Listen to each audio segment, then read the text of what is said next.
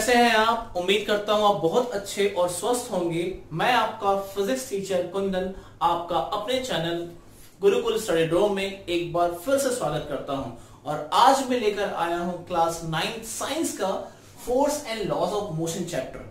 और इस चैप्टर में हम लोग बात करने वाले हैं force, effect of force and types of forces के बारे में। तो समय को ज्यादा बर्बाद ना करते हुए सीधे आते हैं अपने टॉपिक पे जिसका नाम है फोर्स। तो टॉपिक को पढ़ने से पहले थोड़ा समझते हैं कि ये फोर्स है क्या, पढ़ क्यों रहे हैं हम ये चैप्टर फोर्स। तो हमें पहले चैप्टर को याद करना पड़ा। फर्स्ट चैप्टर क्या था बच्चों? हमारा फर्स्ट चैप्टर था हमारा मोशन। और उस चैप्टर में हम लोगों ने किसी भी ऑब्जेक्ट के मोशन को स्टडी किया था कि अगर कोई ऑब्जेक्ट मोशन में है तो उसमें क्या क्या चीजें होंगी। हमने पढ़ा ऑब्जेक्ट अगर मोशन में है तो उसके पास स्पीड होगी, उसके पास वेलोसिटी होगी, उसके पास एक्सेलरेशन होगी और भी बहुत सारे टर्म पढ़े। पर क्या कहीं हमने ये बात की कि वो ऑब्जेक्ट मोशन में ही क्यों है, वो ऑब्जेक्ट मोशन में आया कैसे? हमने उसके पीछे का कॉज नहीं पढ़ा। तो फोर्स के पीछे, मोशन चैप्टर के पीछे, मोशन की किसी ऑब्जेक्ट के मोशन के पीछे का जो कॉज है वो है हमारा फोर्स। किसी भी ऑब्जेक्ट के मोशन के पीछे जो कॉज है वो हमारा कौन है बच्चों? फोर्स है। इस चीज को समझते हैं किसी एक एग्जांपल से। सपोज मान लो एक फुटबॉल स्टेशनरी पोजीशन पर रखा हुआ है, यानी रेस्ट कंडीशन पर रखा हुआ है ग्राउंड पे, और एक फुटबॉल प्लेयर बहुत जोर से उसको हिट करता है। तो आप क्या ऑब्जर्व करते हो? आप देखते हो कि जो रुका हुआ बॉल था, जैसे ही फुटबॉलर ने उस पर किक किया वो बॉल आगे की ओर चलना स्टार्ट कर दिया। यानी फुटबॉलर ने क्या लगाया? फोर्स। और जैसे ही उसने फोर्स लगाया उस ऑब्जेक्ट में मोशन प्रोड्यूस हो गया। यानी वो फोर्स क्या कर दिया? किसी भी रुके हुए ऑब्जेक्ट में मोशन प्रोड्यूस कर दिया। ओके, एक और एग्जांपल देखते हैं। सपोज आपके कमरे का फैन, जब आप कमरे के अंदर गए आपका फैन अभी रुका हुआ था, रेस्ट पे था, आपने स्विच ऑन किया और क्या देखा? जैसे ही आपने स्विच ऑन किया आपका फैन मूव करना स्टार्ट कर दिया। यानी किसी ने उस पर लगाया क्या? फोर्स। क्या लगाया? किसी ने उस पर फोर्स लगाया और वो फोर्स इलेक्ट्रिकल फॉर्म में गया। कुछ मोटर के अंदर करंट गया होगा और मोटर ने इसको रोटेट किया होगा, यानी किसी ने फोर्स लगाया। यानी स्विच ऑन करने से फोर्स जनरेट हुआ और उस फोर्स ने ब्लेड्स को घुमाना स्टार्ट कर दिया। तो हमारे सराउंडिंग में बहुत सारे ऐसे एग्जांपल है। तो दिमाग में आया कि क्या फोर्स सिर्फ मोशन प्रोड्यूस करता है? तो हम लोगों ने अपने सराउंडिंग को और ध्यान से देखा, क्या सिर्फ फोर्स मोशन प्रोड्यूस करता है? तभी मुझे कुछ और भी दिखाई दिया। मैंने पहले वाले एग्जांपल को फिर से ध्यान से पढ़ा कि जब कोई ऑब्जेक्ट, कोई भी फुटबॉल प्लेयर बहुत जोर से फुटबॉल किक करता है गोल पोस्ट की तरफ, तो वहां एक गोलकीपर खड़ा होता है ठीक मेरी तरफ। वो क्या करता है? उस बॉल को अपने हाथ से रोक लेता है। दैट मीन्स अब वो जो बॉल बहुत तेजी से आ रही थी उसे उस गोलकीपर ने क्या किया? रोक दिया। कैसे रोका? By applying some force. उसने भी एक फोर्स लगाया। एक ने फोर्स लगाया था तो ऑब्जेक्ट में मोशन हुआ, दूसरे ने क्या किया? उस बॉल को रोक लिया। इसका मतलब क्या है? फोर्स से हम किसी ऑब्जेक्ट, फोर्स लगाकर किसी चलती हुई चीज को हम रोक भी सकते हैं। पहले वाले एग्जांपल को हमने फील किया। सेकंड एग्जांपल, मैंने स्विच ऑन किया था तो फैन चला। अगर मैं स्विच ऑफ कर दूं तो कुछ देर के बाद हमारे कमरे का फैन धीरे धीरे करके रुक जाता है। यानी फोर्स क्या कर सकता है? किसी भी चीज को चला भी सकता है और किसी भी चीज को स्टॉप भी कर सकता है। और फील करते हैं और क्या कर सकता है फोर्स? तो हमने देखा क्या? फोर्स किसी भी ऑब्जेक्ट के शेप और साइज को भी बदल सकता है। ये कैसे? ये चीज मैंने अपनी मदर को देखा। जब मैंने अपनी मदर को देखा तो मैंने थोड़ा ऑब्जर्व किया, ऐसा क्या है? तो मैंने अपनी मदर को जब देखा तो उनके पास एक रबर बैंड जो अपने बालों में लगाती है, नॉर्मली गर्ल्स लगाती है, तो उस रबर बैंड को जब हम खींचते हैं तो उसकी साइज क्या हो जाती है? बड़ी हो जाती है। क्या हो जाती है? उसकी साइज बड़ी हो जाती है। तो साइज, अगर हमने क्या किया? फोर्स लगाया उस रबर बैंड के ऊपर, तो वो रबर बैंड का साइज क्या हो गया? बड़ा हो गया। तो दैट मीन्स फोर्स क्या कर सकता है? किसी भी ऑब्जेक्ट के शेप को बदल सकता है। एक और एग्जांपल देखते हैं शेप का। मम्मी क्या करती है? जब खाना बनाती है, रोटियां बेलती है, तो आटे की छोटी छोटी गोले बनाती है और उस आटे की गोले पे क्या करती हैं, बेलन से फोर्स लगाती हैं, और जैसे ही उस पे फोर्स लगाती हैं वो गोला जो हमारे आटे का लोई जिसको हम लोग डो कहते हैं वो फ्लैट हो गया। तो फोर्स लगाने से क्या हुआ, उसका शेप बदल गया, बदला ना। तो फोर्स लगाने से किसी भी ऑब्जेक्ट का शेप भी बदल जाता है। मैंने फोर्स को और फील किया, कुछ और भी कर सकता है क्या, तो देखा कि हाँ फोर्स किसी ऑब्जेक्ट के डायरेक्शन को चेंज कर सकता है। और ये मैंने कहा देखा, तो टीवी में मैच आ रहा था, मैंने मैच में देखा कि बैट्समैन क्या कर रहा है, बॉलर के आने वाली बॉल को कभी वो ऑफ साइड में, कभी वो स्ट्रेट में, कभी बैक साइड, यानी ग्राउंड के चारों डायरेक्शन में बॉल को हर डायरेक्शन में क्या कर रहा है, अपने बैट से हिट करके बॉल को फेंक रहा है। यानी मुझे मालूम चला कि फोर्स लगाने से आप किसी भी ऑब्जेक्ट के डायरेक्शन को बदल सकते हो। तो इन सारी चीजों को मैंने ऑब्जर्व किया, मैंने नहीं बहुतों ने ऑब्जर्व किया।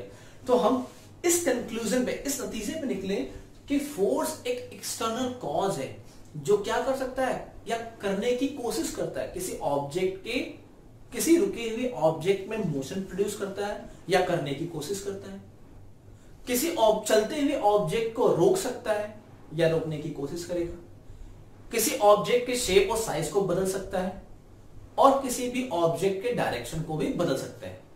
एक और एग्जांपल देखते हैं। मान लो मैं इस पे फोर्स लगाना स्टार्ट कर रहा हूं, इस दीवार पे मैंने फोर्स लगाना स्टार्ट किया, इस बार क्या मेरा फोर्स इस दीवार को पीछे डाल रहा है? अभी मैंने कहा था force can produce motion in a stationary object, पर इस बार तो मोशन प्रोड्यूस नहीं हुआ। ऐसा नहीं कि मैंने किसी ऑब्जेक्ट पे फोर्स लगा दिया और उसमें मोशन प्रोड्यूस हो गया, नो। उसके लिए मेरा फोर्स का उस ऑब्जेक्ट, जिस ऑब्जेक्ट पे लगाया जा रहा है फोर्स, उससे ज्यादा फोर्स लगा सकूं। ज्यादा फोर्स लगाऊंगा तभी, या कह सकते हैं हमारा जो रिजल्टिंग फोर्स हो वो ज्यादा फोर्स हो। क्लियर है? तो उम्मीद करता हूं कि इन सारे एग्जांपल से आपको फोर्स के बारे में कुछ आइडिया लग गया होगा। तो अब हम लोग इसको डेफिनेशन के फॉर्म में कैसे लिखते हैं? जनरली क्लास 9 में कोई भी पूछता है बताओ how can you define force, तो क्लास 8 में पढ़ा था a force is a simple push और पुल, पर इतना कह देना is not sufficient. External cause है जो किसी ऑब्जेक्ट के शेप और साइज को बदलने की कोशिश करता है या बदल सकता है, या किसी ऑब्जेक्ट के डायरेक्शन को बदल दे या बदलने की कोशिश करे, किसी रुके हुए ऑब्जेक्ट में मोशन प्रोड्यूस कर दे या कोशिश करे, या फिर किसी ऑब्जेक्ट जो मूविंग ऑब्जेक्ट है उसे रोक दे, उसे हम क्या कह सकते हैं? फोर्स कह सकते हैं। सिंपल लैंग्वेज में बोले तो फोर्स इज सिंपल पुश और पुल। मैं इसका एक डेफिनेशन आपके लिए लिख देता हूं, जो आप चाहें तो उसको लर्न कर सकते हैं। तो यहां मैंने आपके लिए एक डेफिनेशन लिख दिया है फोर्स का, और चाहे तो आप इसे लर्न कर सकते हैं, इसे इसका स्क्रीनशॉट ले सकते हैं। मैंने क्या लिखा है? A force is a external effort in the form of the push और पुल acting on an object which changes or try to change the state of rest or uniform motion in a straight line or changes the direction of motion. A force may also change the shape and size and जो मैंने आपको समझाया उसी को हम लोगों ने वर्डों में लिख दिया। ओके, या सिंपल लैंग्वेज में अगर कोई पूछे व्हाट इज द फोर्स, तो सिंपल कह सकते हैं कि a force is a push और पुल। क्या है? एक सिंपल पुश और पुल जो क्या कर सकता है? किसी रुके हुए ऑब्जेक्ट में मोशन प्रोड्यूस कर सकता है। They can produce motion in a stationary object, they can change the shape and size of the object, they can stop the moving object, या they can change the direction of the object. Okay, तो हम लोगों को force के बारे में अब idea हो गया, यानी पहले चैप्टर में जो मोशन था उसके पीछे का कॉज समझ में आ गया कि जो पहला चैप्टर में हमारे ऑब्जेक्ट चाहे वो किसी भी फॉर्म में मोशन कर रहा हो, उसके पीछे कौन छुपा था? उसके पीछे ये एक्सटर्नल कॉज छुपा था, जिसका नाम क्या था? हमारा फोर्स। अब फोर्स एक फिजिक्स की क्वांटिटी है, तो हम लोग इसको मेजर किसमें करते हैं? तो बात करना चाहते हैं what is the SI unit of force. तो एसआई यूनिट ऑफ फोर्स बच्चों होता है, SI unit of force can be measure in a form of newton. Force को हम लोग न्यूटन में रिप्रेजेंट करते हैं। ऐसा यूनिट क्या होती है इसके? न्यूटन, और इसे हम लोग कैपिटल एन से रिप्रेजेंट करते हैं। इसकी एक और यूनिट है, that is called the KG meter per second square. ये यूनिट आपको सेकेंड लॉ ऑफ मोशन पढ़ने के बाद मालूम चलेगा कि ये KG meter per second square आया कहां से। सीजीएस यूनिट ऑफ फोर्स, ये होती है हमारी डाइन। क्या होती है? डाइन, या फिर कह सकते हैं हम लोग ग्राम सेंटीमीटर पर सेकेंड स्क्वायर। ओके, एक छोटा सा रिलेशन है, 1 न्यूटन इज इक्वल टू 10 के पावर 5 डाइन के बराबर होता है। एक न्यूटन जो है बच्चों वो 10 के पावर 5 डाइन के बराबर होता है। इसे रटना नहीं है, देखो ध्यान से। 1 किलोग्राम, किलोग्राम को ग्राम में बदलो, 1 किलोग्राम में कितने ग्राम होते हैं? 1000। 1 मीटर में कितने सेंटीमीटर? 100 सेकंड, और सेकंड तो चेंज करने की जरूरत नहीं है। ओके, तो कितने हो गए? 1 के बाद 30 ये 20 ये 10 टू द पावर 5। वही तो लिखा है कि 1 न्यूटन को अगर हम डाइन में कन्वर्ट करें तो 1 newton is equal to 10 to the power 5 dyne के बराबर होता है। These are the SI unit and this is the easiest unit of force। तो कोई पूछेगा what is the SI unit? Force को हम लोग कैलकुलेट किस में करते हैं? तो फोर्स को हम लोग कैलकुलेट करते हैं in the terms of newton या फिर KG meter per second square. CG से बात करें तो force can be calculated in the form of dyne, DYNE dyne, और या फिर gram meter per second square. इन दोनों के बीच में रिलेशन है। 1 न्यूटन जो होता है 10 के पावर 5 डाइन के बराबर होता है बच्चों। ओके, अब बात करते हैं इफेक्ट ऑफ फोर्स। तो मैंने अपने एग्जांपल्स में फोर्स के इफेक्ट को बता चुका हूं। 1 बाय 1 बात करते हैं। फोर्स किसी भी रुके हुए ऑब्जेक्ट में मोशन प्रोड्यूस कर सकते हैं। एग्जांपल फर्स्ट दिया था कि अगर कोई फुटबॉल स्टेशनरी रुका हुआ कंडीशन पे है और when we apply some force they start the motion, उस बॉल में क्या होता है? मोशन प्रोड्यूस होता है। तो पहला इफेक्ट हमें मालूम हो गया, फोर्स क्या कर सकता है? किसी भी ऑब्जेक्ट में मोशन प्रोड्यूस कर सकता है। सेकंड, फोर्स किसी चलती हुई चीज को रोक सकता है। याद करो, वो गोलकीपर चलते हुए बॉल को अपने हाथ से उसने क्या किया? रोक दिया। इसका मतलब वो क्या कर सकता है? Force can stop the moving object. Third, force can change the direction of the object. Batsman होना एग्जांपल, बैट्समैन क्या करता है? Batsman hit the ball in the all direction of the ground. Batsman क्या करता है? बॉल को ground के हर direction पे भेज सकता है, हर डायरेक्शन में मार सकता है। क्यों? By applying some force. तो तीसरा इफेक्ट मालूम हो गया। Fourth effect, force can change the shape and size. Rubber band वाला एग्जांपल, जैसे ही रबर बैंड को हम खींचते हैं उसका साइज क्या हो जाता है? बढ़ जाता है, यानी उसका शेप और साइज बदल सकती है। ओके, तो these are the effect of force. Hope आपको इफेक्ट ऑफ फोर्स मालूम चल गया होगा। अब बात करते हैं टाइप्स ऑफ फोर्सेस को। फोर्स को 2 भागों में डिवाइड किया गया। Force can be categorized in 2 form. बात करते हैं कौन कौन से।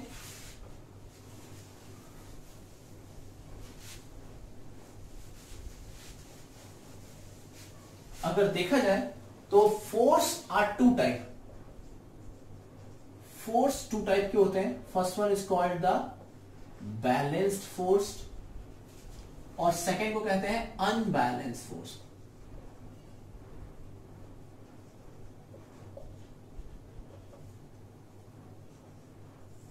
Balanced force and unbalanced force.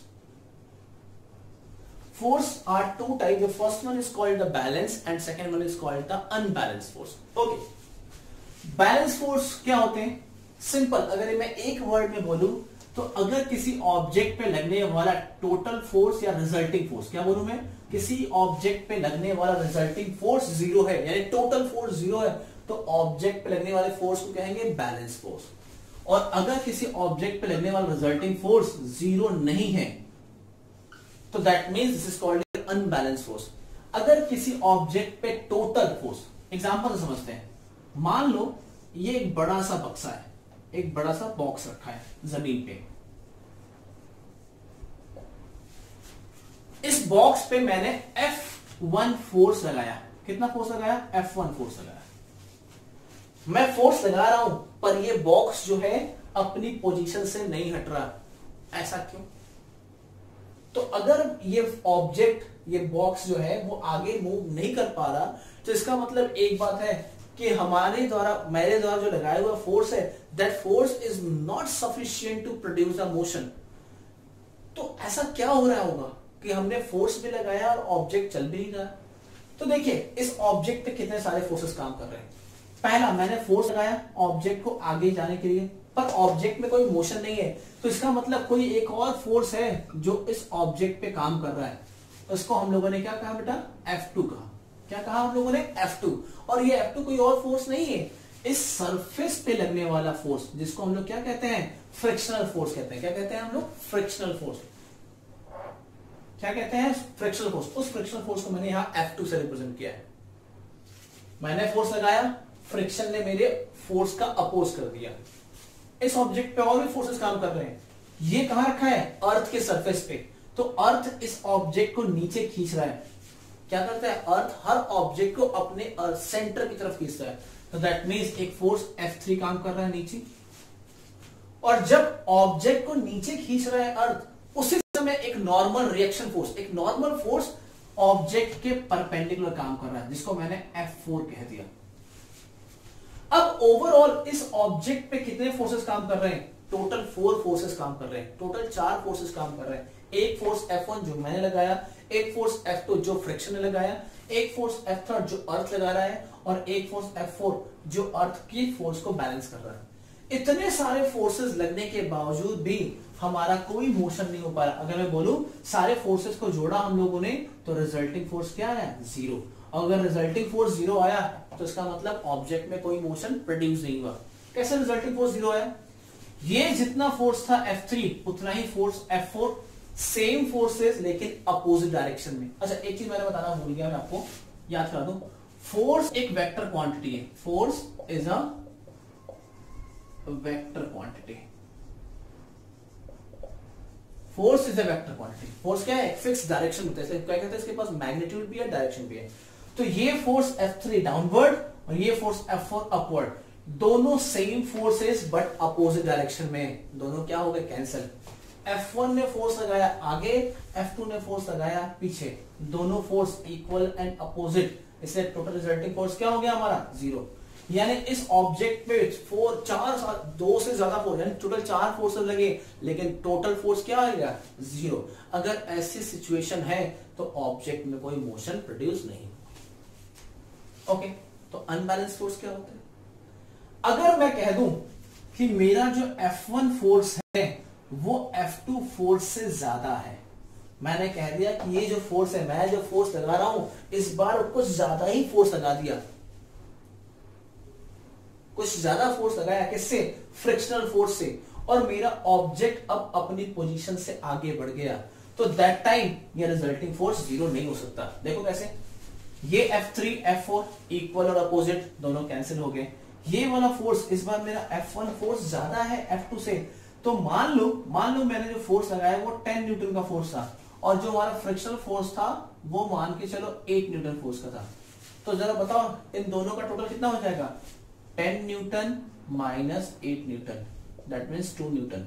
यानी हमने जो फोर्स लगाया वो क्या बचा, 10 न्यूटन का फोर्स लगाया, उसमें से 8 न्यूटन का फोर्स फ्रिक्शन ने रिड्यूस कर दिया, फिर भी कितना न्यूटन फोर्स बच गया, 2 न्यूटन का फोर्स बच गया। ये जो 2 न्यूटन का फोर्स है इस ऑब्जेक्ट में मोशन प्रोड्यूस कर देगा, और अगर हमारा normal reaction force, total reaction force 0 ना हो तो इसका मतलब क्या है, इस ऑब्जेक्ट में मोशन प्रोड्यूस हो जाएगा।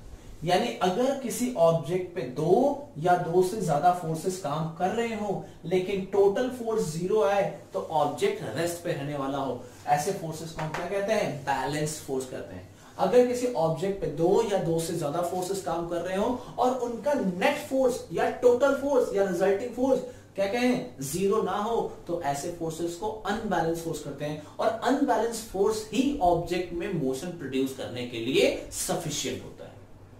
होप आपको बैलेंस और अनबैलेंस फोर्स समझ में आ गया होगा। कुछ और एग्जांपल देखते हैं। फॉर एग्जांपल आपने एक वो गेम खेला होगा टग ऑफ वॉर, 2 टीम होती है, टीम ए टीम बी, बीच में एक रस्सी होता है, दोनों टीम रस्सी को पकड़ लेती है और क्या करती है, जोर से दोनों टीम फोर्स लगाना स्टार्ट करती है। एक टीम चाहती है, ए टीम चाहती है कि बी वाला उसकी तरफ चला है, बी टीम चाहती है कि ए वाला उसकी तरफ चला है, लेकिन अगर दोनों का फोर्स सेम है तो दोनों का रिजल्टिंग फोर्स क्या हो जाएगा, 0, बिकॉज दोनों के फोर्सेस का मैग्नीट्यूड सेम हो गया बट डायरेक्शन अपोजिट। तो डायरेक्शन अपोजिट होने के कारण क्या होगा, उनका जो नेट फोर्स था उनका रिजल्टिंग फोर्स क्या हो गया, 0। तो उस रस्सी में कोई मोशन नहीं होने वाला, वो रस्सी क्या रहेगा, एक जगह फिक्स रहने वाला है। लेकिन कहीं से एक टीम ने कहीं ज्यादा फोर्स लगा दिया दूसरे टीम के कंपैरिजन में, तो सामने वाले टीम के कंटेस्टेंट या पार्टिसिपेंट्स वो क्या होंगे, आगे ही और मूव कर जाएंगे। उस समय डेफिनेटली उस टीम ने ज्यादा फोर्स लगा दिया है सामने वाले की टीम से, तो that means resulting force is not 0। इससे हमें मालूम चलता है कि ऑब्जेक्ट अगर रिजल्टिंग फोर्स 0 नहीं है तो उसमें क्या हो सकता है, मोशन प्रोड्यूस हो सकता है। तो ऐसे फोर्सेस को हम लोग क्या कहते हैं, अनबैलेंस फोर्स। उम्मीद करता हूं कि आपको आज ये 3 टॉपिक जो फोर्स, इफेक्ट ऑफ फोर्स और एंड टाइप्स ऑफ फोर्सेस बताए गए हैं वो आपको अब क्लीन समझ में आ गए होंगे। ओके बच्चों, तो मिलते हैं अपने नेक्स्ट वीडियो में और हम बात करेंगे आने वाले टॉपिक्स के बारे में, जिसमें हम लोग मेनली बात करेंगे inertia, types of inertia and Newton's के लॉज। ओके, तब तक आप स्वस्थ रहें, सुरक्षित रहें, और अगर चैनल को लाइक नहीं किया है तो प्लीज लाइक एंड सब्सक्राइब जरूर कर दें। Thank you.